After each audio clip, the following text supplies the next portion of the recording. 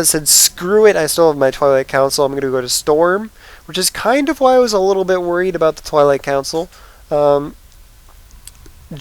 If we look back at White Ra's base, he's not going to rebuild his Nexus because the gas was pretty much almost out, but he is going to start rebuilding some gateways in there just so that he will be able to warp stuff in there and not just give Drewbie a free back entrance to drop into for the rest of the game, which is rather intelligent.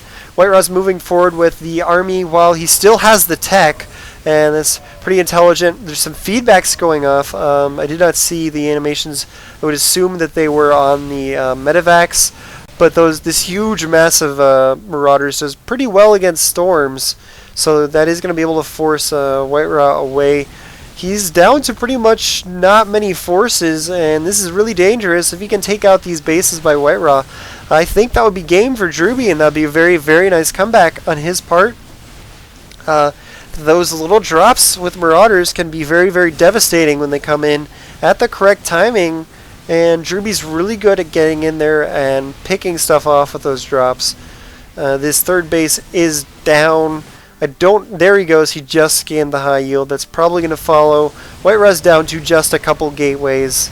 The only real tech he has is a Cybernetics Core and a Twilight Council, because he just did lose his Templar Archives, so he's going to try and rebuild that, but right now all he can really make is Stalkers, which aren't going to do too well against the Marauders of Drewbie.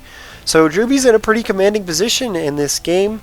I'd be pretty surprised if he managed to lose this, which is very impressive, seeing as in the early game it was White Ra, White Ra, White Ra. It seemed to be that it was his game to lose, but he just... Drewbie managed to get in there with some nice drops, and you know, those can be pretty difficult to deal with. He did a good job of getting those expansions that White Ra forced away and flying them over in other positions. This island hasn't been harassed too much past that first Colossus. This other one's over here at the rock expansion. I'm not even sure if White Ra knows it's there. Let's check it out. Yeah, it does not look like he knows it's there. I accidentally hit the B button there, so it wound a little bit. Sorry about that. So yeah, Drewbie's in a really strong position. This high yield's kind of coming up. He doesn't want to let that happen, because if you look over to the income tab, Drewbie's well ahead. He's well ahead in workers, but this high yield's going to give White Ra a pretty big boost, which is exactly what he needs.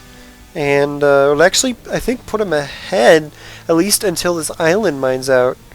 And that's going to be pretty crucial. Let's look at the army of both players. Drewbie's back up to 16 Marauders, 7 Vikings, while White Ra has 4 Stalkers and 2 Templar with 4 Zealots. So White Ra's army is pretty much right here. It's kind of dinky. He's warping in more units now that he's rebuilt some of his gateways. But Drewbie, if he gets into a good position, is going to be in a pretty decent spot here to try and take out this army and the high yield. He has to be careful, though, that he doesn't overextend himself, because he is ahead, but being too aggressive could give this game back. He's going to take pretty much the last base on his side of this map and get that up and running.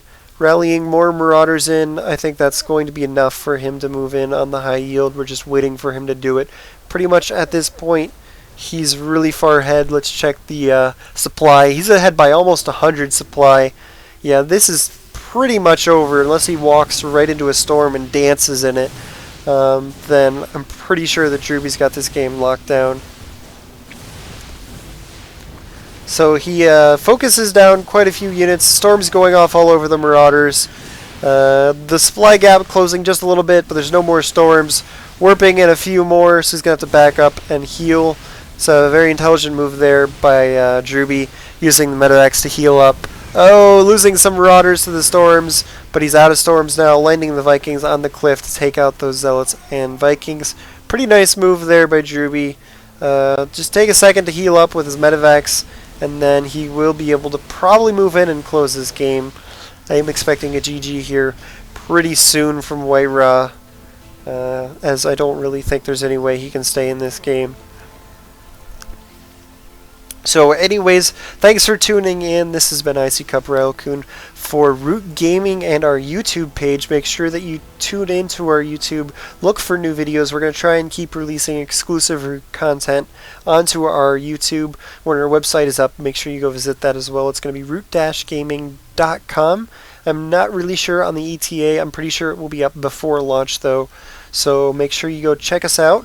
We'll make posts around when the website's up. It's going to be a really cool website, and we're going to try and do stuff on our website, you know, get people coming back and that sort of thing. Here comes the Marauder push coming in on the high yield of White Rod. Split up his Marauders, so there's no real way you can storm all of them. There's the G. He typoed just a little bit, but we're pretty sure we know what that means. So that's going to be about it for this game. Thanks for tuning in.